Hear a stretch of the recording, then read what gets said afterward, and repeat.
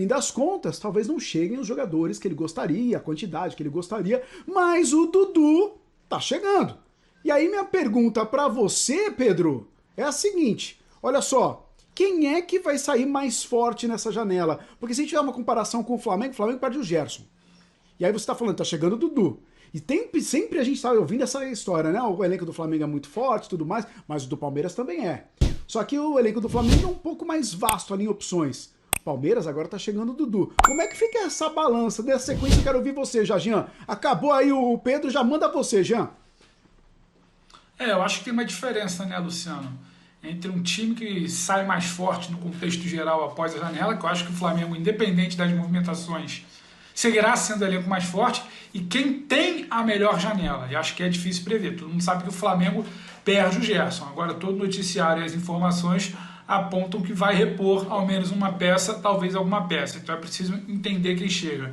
Já se falou de Kennedy, que a gente vai debater aqui mais tarde, já se falou em Thiago Mendes, obviamente olha para outras opções no mercado do exterior. Então, no peso, por hora, o que há de contrato, quem tem uma balança mais favorável, ainda que não seja exatamente uma compra, uma devolução diante de uma negociação, você ter um Dudu de volta, independente do que possa acontecer com o Hora, o Davidson já reintegrado, é muito difícil algum time brasileiro hoje repor seu elenco com a certeza de um rendimento que o palmeirense sabe que o Dudu vai entregar. Então acho que o balanço da janela para o Palmeiras será muito mais favorável. Agora, passada a janela, fechou a janela, a gente olha, faz uma análise dos elencos, sigo achando o Flamengo ainda um pouquinho à frente do Palmeiras, mas tudo vai depender da situação de trabalho, de como vai ser o impacto da ausência do Gerson nesse time, a resposta do Thiago Maia, o que o Ceni vai pensar por ali, como o Abel também vai entender o encaixe do Dudu. Agora, na frieza ali dos nomes, o Palmeiras não tem exatamente muito do que reclamar. É claro que o Abel está sempre insatisfeito, é dever dele, que pese a gente possa discutir o tom, a cabeça quente na entrevista ou não, ele já reconheceu que às vezes está pedindo muito, mas é papel dele. Independente disso, há um cenário de, recessão econômica, um cenário de contenção de gasto. Então você finalizar esse cenário com uma volta de um Dudu, podendo ter talvez um Bora ali, então acho que é positivo, e acho que talvez seja mais positivo que qualquer outro clube. A gente precisa ponderar também que tem um Douglas Costa no Grêmio, que a gente pode considerar como sendo uma janela de agora. Acho um nome muito interessante, a ver a partir do encaixe. Um Flamengo perdendo o Gerson, talvez um Kennedy. Tem muita coisa para acontecer, mas acho que não vai ser uma janela de grandes gastos, não. Palmeiras muito bem, positivo, talvez um pouco acima dos outros. O Grêmio também se movimentando muito bem. Porém, ainda acho o Flamengo mais qualificado para a sequência da temporada, Luciano. Partindo do pressuposto que o Dudu chega ao Palmeiras, ou volta ao Palmeiras, jogando aquilo que ele jogou praticamente em toda a sua trajetória do Palmeiras, é difícil que alguém contrate um reforço tão importante ou com tanta qualidade, né, nessa janela que vem por aí. Porque o Dudu é um cara que a gente tá falando que ganhou 5 bolas de prata seguidas, ganhou bola de ouro na sua última participação, então é um cara que tem sido eleito... Não é uma incógnita, né, João? Não é uma incógnita, né? E se for esse Dudu, e não vejo muito motivo para que não seja, ele chega para ser o cara com capacidade de decisão que o Palmeiras hoje não tem. Porque você pode até falar do Rony na Libertadores, mas o Rony não tem a regularidade de decidir jogos que tinha o Dudu no Palmeiras, né? Nos momentos importantes, sim, embora muita gente olhe para os mata-matas e diga, ah, não, o Dudu não resolvia jogo importante. O Dudu foi o principal nome, né, nesse renascimento que o Palmeiras viveu a partir de 2015. Indiscutivelmente ele foi o grande nome. Então é um cara que chega para ser muito importante, é um cara... para mim, com mais capacidade de decisão do que qualquer jogador que o Palmeiras tenha hoje à sua disposição. É um cara que agrega e que soma muito. Não acho, porém, assim como o Pedro, que isso seja suficiente para a gente dizer que o Palmeiras passa a ter um elenco melhor do que o do Flamengo. Apesar da perda quase que irreparável do Gerson, pelo que o Gerson tem de qualidade, pelo que ele é como jogador, pelas características e tudo mais. É uma perda irreparável, certamente é, embora o Flamengo, pelo elenco que tem, tenha várias alternativas, várias possibilidades de encontrar soluções diferentes, algumas mais ofensivas, outras menos, né, para repor a ausência desse jogador importante. Então, acho que o Dudu tende a ser, sim, o melhor reforço desse intervalo aí que a gente vai viver, dessa mudança, dessa janela. Ele tende a ser o principal reforço do futebol brasileiro nesse sentido, considerando que o Douglas Costa já chegou, tá? Ele, enfim, ainda não está jogando do jeito que se imagina que ele possa jogar, mas ele já chegou. Então acho que o Dudu tende a ser o grande reforço do futebol brasileiro nesse momento, mas não acho que a simples presença dele, embora faça o Palmeiras crescer muito, torne o elenco melhor do que o elenco do Flamengo. Posso te fazer uma pergunta, Jean? Claro. Quem sai para o Dudu entrar?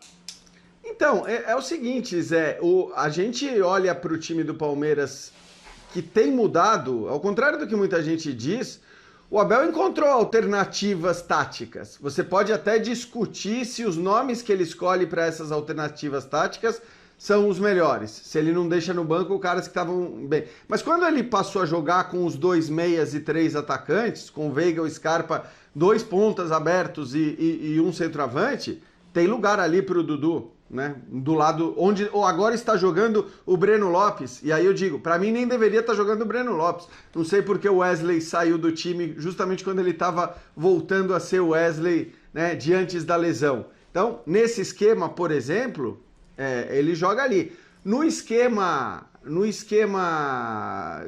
raiz do Abel, vamos dizer assim, o esquema mais utilizado na Libertadores, com os 2 caras da frente, sinceramente, eu acho que sai o Luiz Adriano.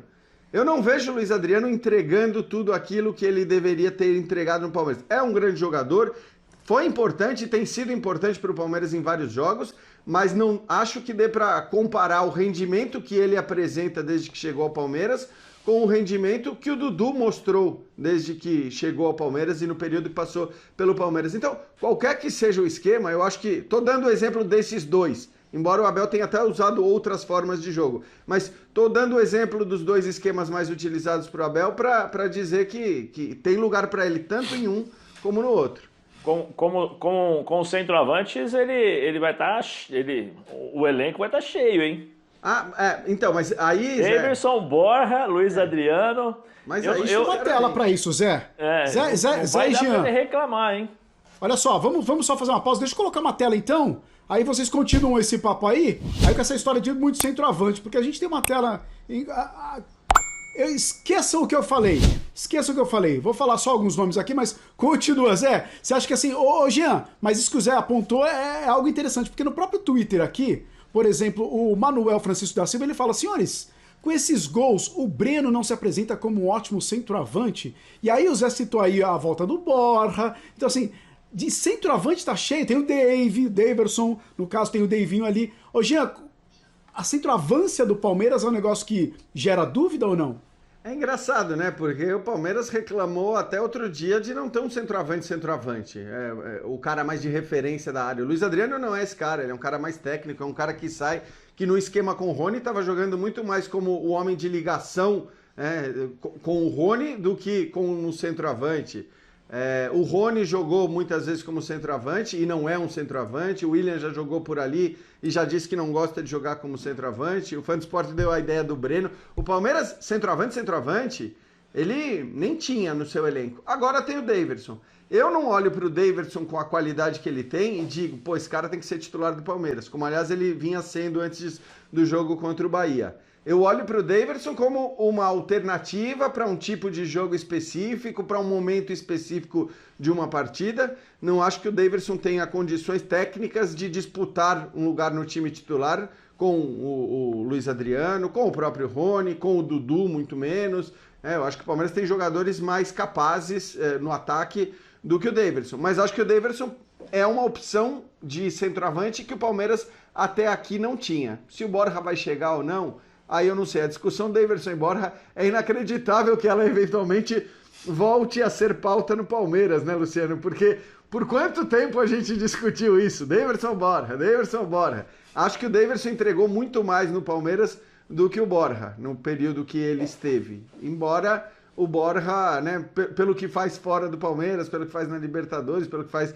na seleção colombiana, nos times que jogou na Colômbia, é um cara que entregou mais lá do que entregou no Palmeiras. Ele fez gols no Palmeiras, mas acho que não jogou bem de maneira geral. O Daverson jogou mais próximo do seu limite, vamos dizer assim. É um cara de muita entrega e acho que até por isso o Abel o colocou nas últimas partidas, tirando essa contra o Bahia, como titular.